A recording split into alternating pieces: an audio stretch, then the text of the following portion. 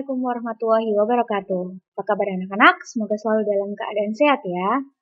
Oke, hari ini kita bertemu dalam pembelajaran daring Bahasa Indonesia kelas 9. Oke, sebelum kita memulai pembelajaran daring hari ini, pastikan ruangan tempat belajar kalian sudah bersih dan nyaman, agar kalian bisa menerima pembelajaran dengan baik.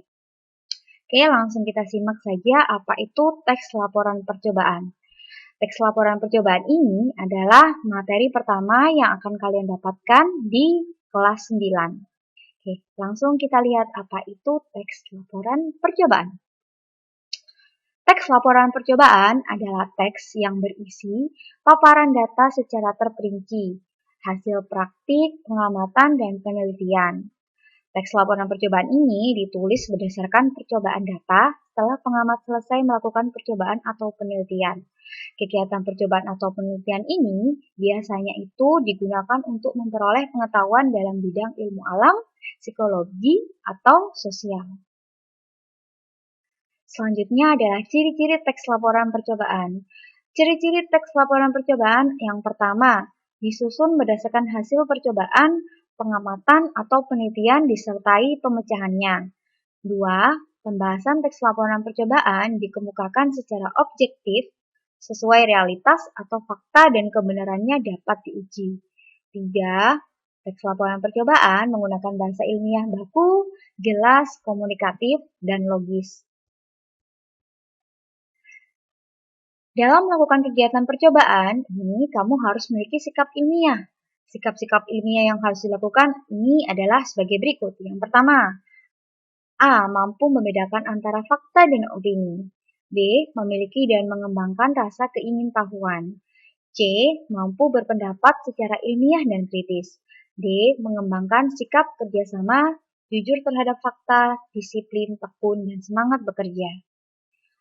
Untuk lebih memahami apa itu teks laporan percobaan, mari kita kerjakan soal berikut. Amati 3 jenis teks berikut ini. Setelah ini akan ada 3 teks yang berbeda jenis. Dari situ kalian harus tahu jenis apakah teks nomor 1, teks nomor 2, dan teks nomor 3. Oke, nanti setiap teks saya akan kasih waktu beberapa menit untuk kalian membaca dan menuliskan jawabannya dalam selembar kertas. Nanti di akhir slide saya akan memberikan penjelasan tentang apa saja 3 teks itu, apa saja 3 jenis teks itu. Oke, yang pertama ada teks 1. Sepedaku termasuk sepeda ontel jengki yang tidak memiliki batangan, besi berbentuk pipa yang menghubungkan setang dan tempat duduk. Tempat duduknya terbuat dari kulit, warnanya hitam tetapi sudah memudar. Ban depan sepedaku memiliki garis putih yang jarang ditemukan untuk ban sepeda. Ukuran ban sekitar 18 inci, rem tangan depan dan belakang terbuat dari besi, bukan kabel. Bel sepeda khas berbunyi kring-kring terletak di setang kanan. Sepeda ini kupakai ke sekolah. Teman-temanku berkelakar bahwa aku seperti naik onta, badanku kecil, tidak cocok dengan sepeda yang besar. Saat mengayuh, kakiku yang pendek tidak sepenuhnya dapat mengikuti kayuhan. Kakiku menggantung di atas pedal bagian bawah. Oke, sudah? Mari kita lanjut ke teks yang nomor 2.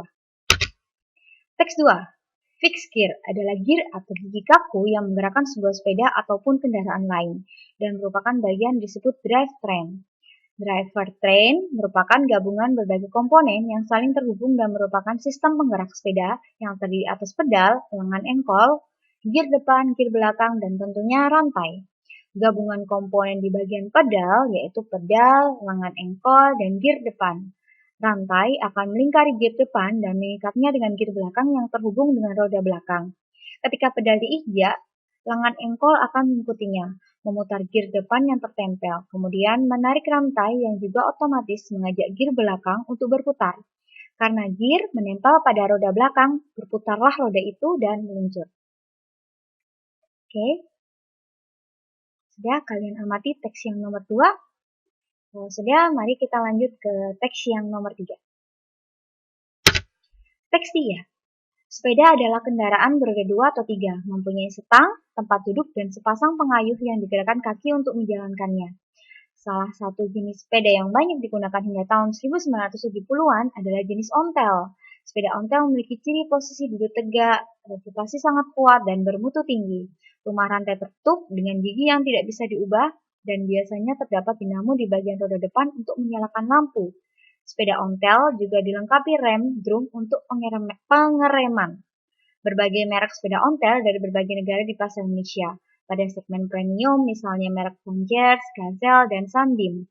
Kemudian segmen di bawahnya diisi oleh beberapa merek terkenal seperti Simplex, Burgers, Malik, Humber, Fretch, Patapus, Philips, dan NSU. Oke, sudah teks yang nomor 3. Kalau sudah, kita langsung ke soalnya. Dapatkah kamu melihat perbedaan dari ketiga teks tersebut?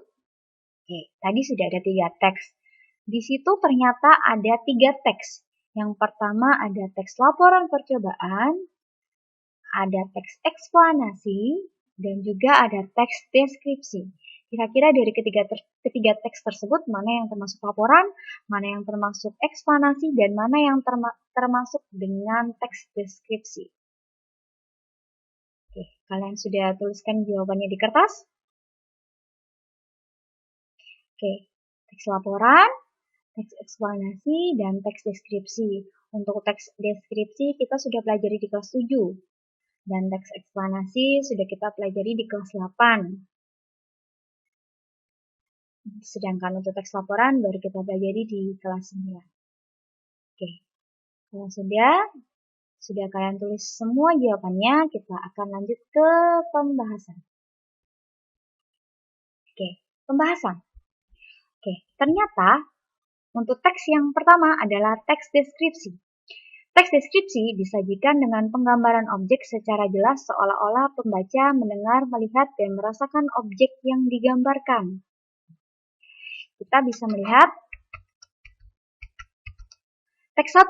Sepedaku termasuk sepeda ontel jengki yang tidak memiliki batangan.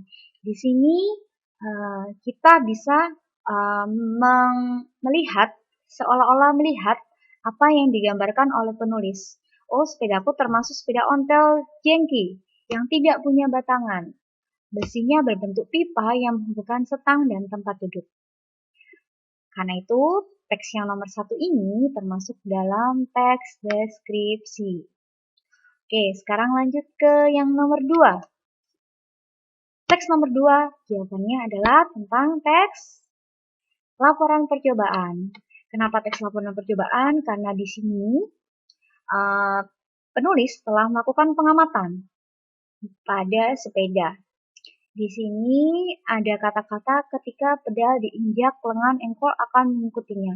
Memutar gear depan yang tertempel, kemudian menarik rantai yang juga otomatis mengajak gear belakang untuk berputar. Dari sini kita tahu bahwa penulis ini telah melakukan praktik atau mengamati tentang kerja sepeda. Karena itu, teks 2 ini termasuk dalam teks laporan percobaan. Untuk teks nomor 3, ini adalah teks eksplanasi. Teks eksplanasi itu lebih bercerita ke peristiwa-peristiwa alam atau sosial yang pernah terjadi. Dalam hal ini, yang diceritakan adalah tentang peristiwa tentang jenis-jenis sepeda. Salah satu jenis sepeda yang banyak digunakan hingga tahun 1970-an adalah jenis ontel. Lalu muncullah berbagai merek sepeda ontel dari berbagai negara di pasar Indonesia. Oke, jadi pembahasannya saya ulangi lagi. Yang pertama ada teks 1, ada teks deskripsi. Teks deskripsi disajikan dengan penggambaran objek secara jelas seolah-olah pembaca mendengar, melihat, dan merasakan objek yang digambarkan. Teks 2 adalah teks laporan. Teks laporan disajikan dengan sistematis secara karya ilmiah dan sudah ditulis berdasarkan hasil penelitian atau pengamatan. Teks 3 adalah teks eksplanasi yang disajikan dengan teks yang menjelaskan proses terjadinya atau terbentuknya suatu fenomena alam atau sosial. Sekian pembelajaran hari ini. Sampai bertemu di pembelajaran selanjutnya. Saya akhiri. Wassalamualaikum warahmatullahi wabarakatuh.